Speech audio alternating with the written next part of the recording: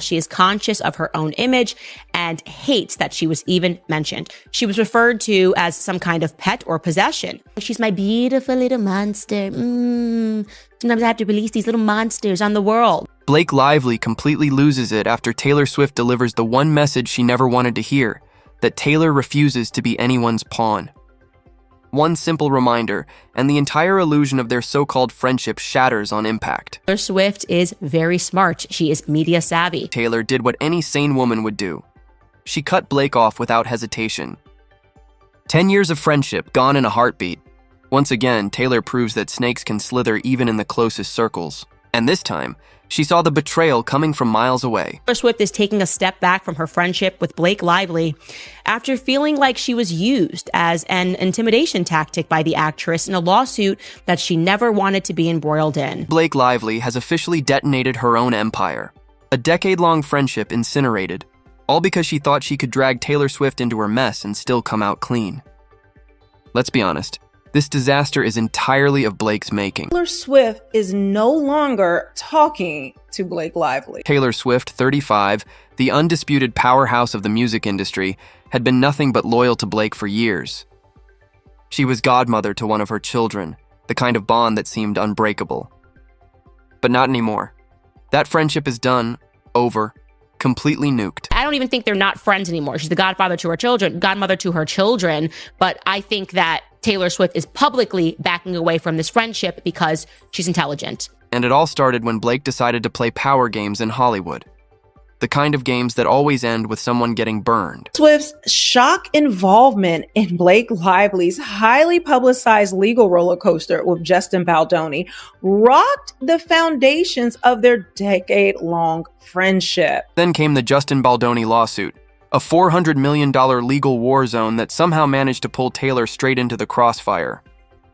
Blake, being her usual manipulative self, couldn't stand losing control on It Ends With Us.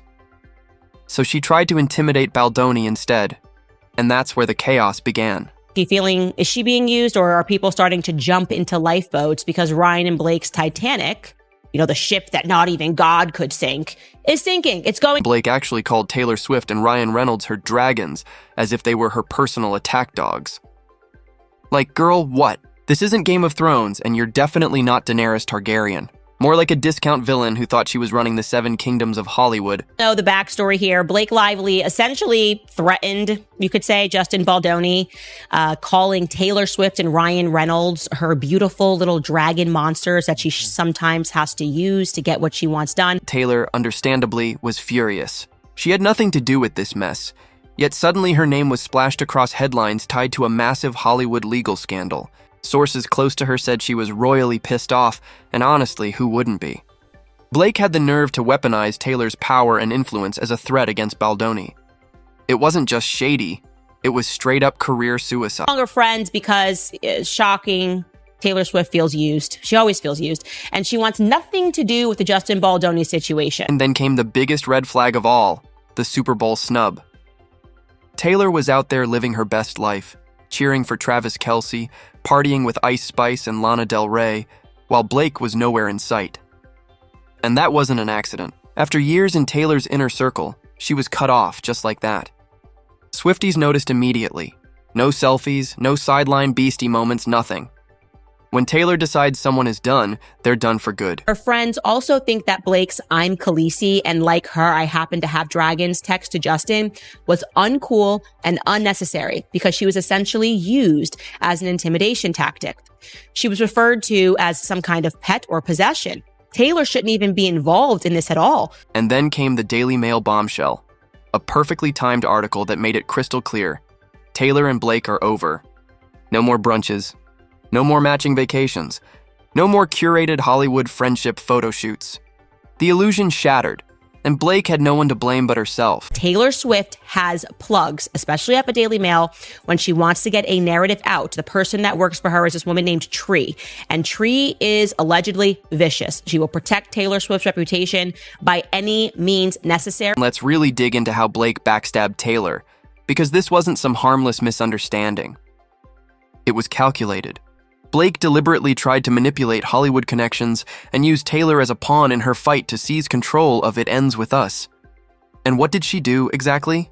Oh, just stage one of the most desperate power grabs in modern Hollywood history. Taylor Swift was just in the mix a lot. You know, she's listed on special thanks to Taylor Swift on the credits of It Ends With Us. We had a lot of question marks about why that was.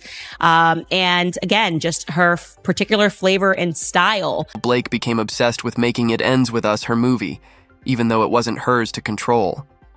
She wasn't the director, she wasn't the producer, but that didn't stop her.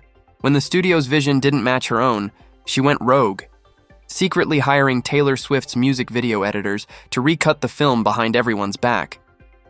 Completely unprofessional. Who does that?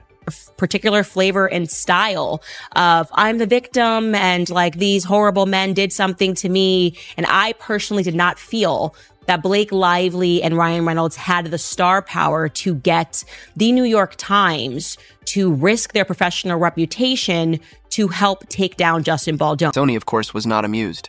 They saw what Blake was doing and rejected her version of the film outright. That's when she completely lost it. Instead of accepting defeat, she went full Hollywood villain mode, threatening Sony with a tell-all expose in the New York Times. And this wasn't some heat-of-the-moment meltdown. This was premeditated. Blake Lively's going to lose this, okay? So we're going to take a lifeboat now and say that we don't want to deal with this. She could still, by the way, be friends with Blake Lively in the background. If Tree is as savvy as I think she is, she's probably going to say to Taylor, pretend to be shocked. From as early as August 12th, months before any of this became public, confidential emails and leak logs confirm that Blake was already feeding information to the press. And guess what? Every word checked out. She gave Sony an ultimatum. Either hand her full creative control, or she'd launch a Me Too scandal against Baldoni. It's a Reddit post, an anonymous Reddit post, I kid you not, that went up 6 months ago. 6 months ago, during the week of the It Ends With Us premiere. And that's exactly what she did. Justin Baldoni, the actual director, was exiled from his own project. Sony reportedly banned him from the lot and cut him out of the editing process entirely. Then came the smoking gun. Leaked metadata from the New York Times expose showed preparation dates traced back to October 31st, proving this wasn't a random leak. It was a meticulously timed takedown orchestrated by Blake herself. With Us world premiere was August 6th. That's when they had the red carpet premiere. Justin Baldoni gets put into the basement. August 9th is when me, if we wanted to, could go see it in theaters. This person on August 12th decides to write a whole long post because they're overcome with emotion and they don't know where to drop it. And that's what Reddit's for, right? You can't say it to people that you know, so you just drop it on the platform. Let's take a moment to appreciate the sheer level of desperation here. Blake thought she could weaponize Taylor's name, manipulate the media, and strong-arm a studio into submission. Instead, it backfired spectacularly.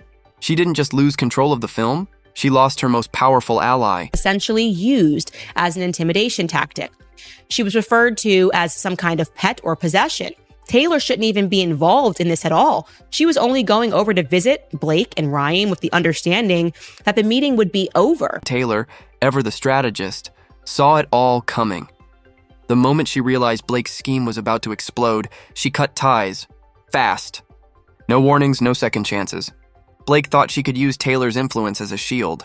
Instead, she lost the one person who gave her credibility in Hollywood. Shouldn't even be involved in this at all. She was only going over to visit Blake and Ryan with the understanding that the meeting would be over. Let's be honest, Blake was punching way above her weight class here. This isn't some indie drama we're talking about. This is Taylor Swift, a billion-dollar empire, the most powerful woman in global entertainment. And Blake seriously thought she could drag Taylor into her chaos and just walk away unscathed?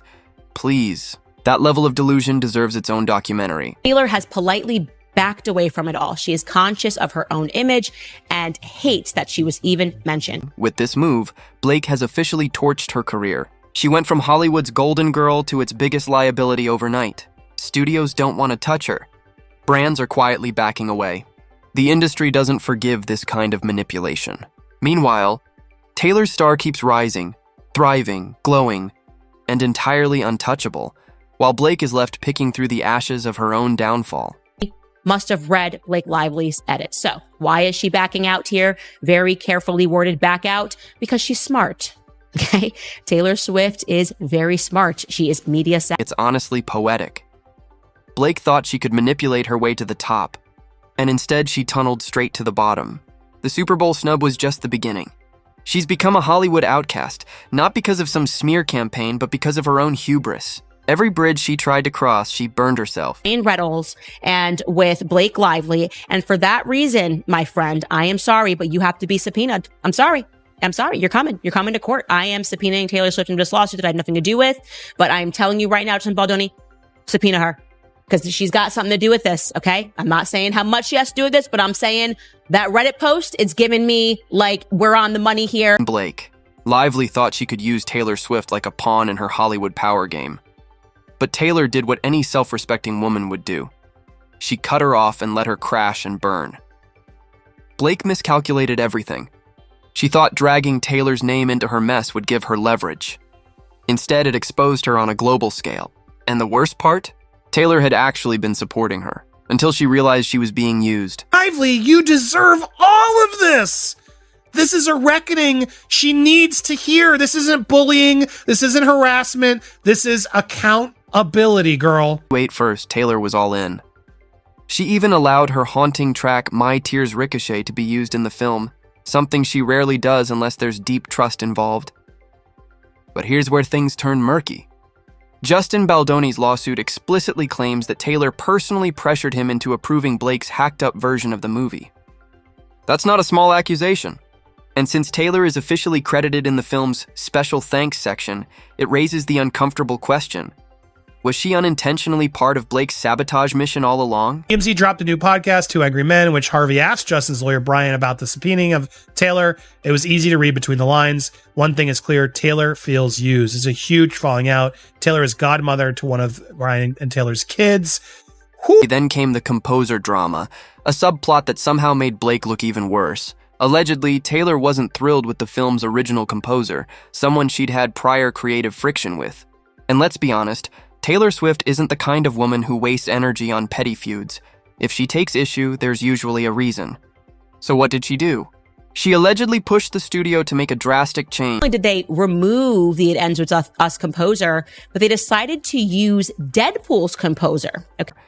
And because Taylor's influence is practically unmatched in modern Hollywood, Sony caved. The original composer was fired, replaced by none other than the guy who worked on Deadpool, aka Ryan Reynolds' personal favorite. That's right, Taylor's indirect move ended up pulling Ryan even deeper into Blake's creative mess.